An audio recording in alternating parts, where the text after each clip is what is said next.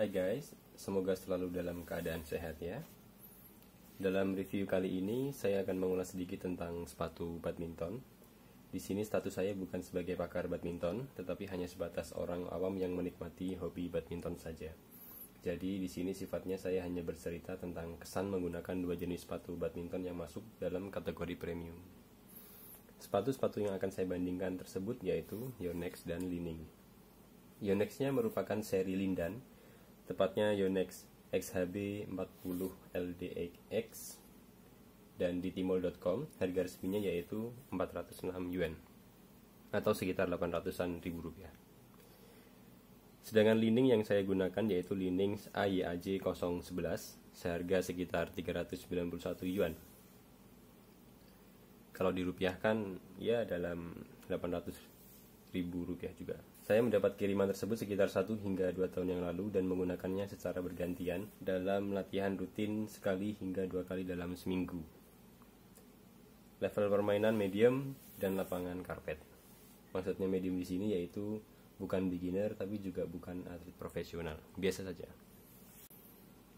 Untuk Yonex sendiri sangat nyaman dipakai, sangat empuk di sana sininya.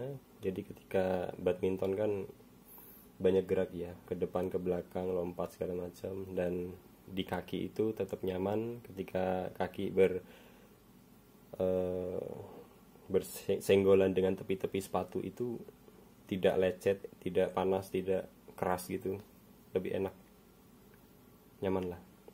Tapi sayangnya Yonex itu terkenal dengan harganya yang mahal. Di Tiongkok sini untuk mendapatkan sepatu Yonex asli seharga 200 yuan ke bawah itu sangat susah, kecuali kalau pas diskon. Berbeda dengan merek lain seperti Li-Ning, itu di bawah 100 yuan pun ada banyak. 100 yuan itu dalam harga sekitar 200 ribu rupiah. Dan untuk yang kelas menengah daripada Yonex itu desainnya pun tidak begitu banyak. Pilihan desainnya pun tidak terlalu menarik jika dibanding dengan Li-Ning atau Victor atau merek lain.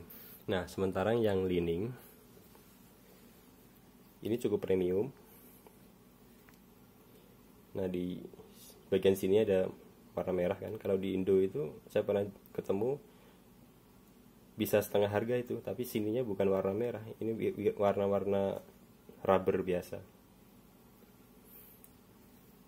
Nah, yang Li-Ning modelnya sangat bagus dan banyak, variatif juga. Di bawah harga 200 ribu pun ada banyak sepatu Li-Ning yang original. Yang mahal semahal Yonex pun ada.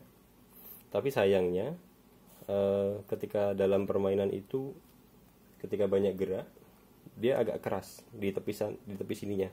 Tepi sini itu agak keras dibanding dengan Yonex.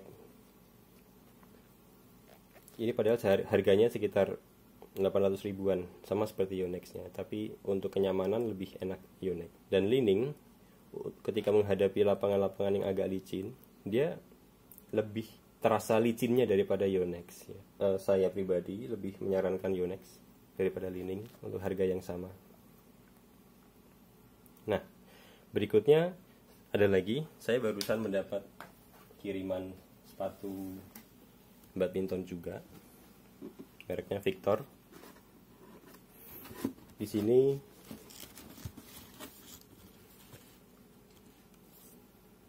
warnanya kombinasi antara merah dan kuning.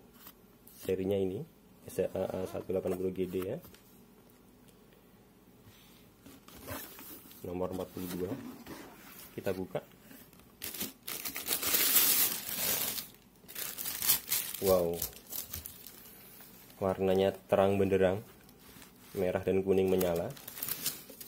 Ketika saya cek di Tmall itu harganya sepatu ini sekitar 270-an yuan atau sekitar 550 ribu rupiah. Ini serinya.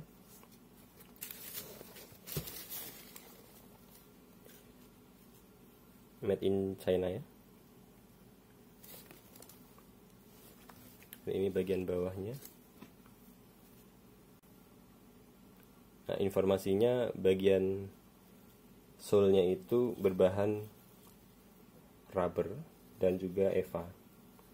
EVA itu bahan yang sangat populer ya, belakangan sangat banyak dipakai di beragam sepatu.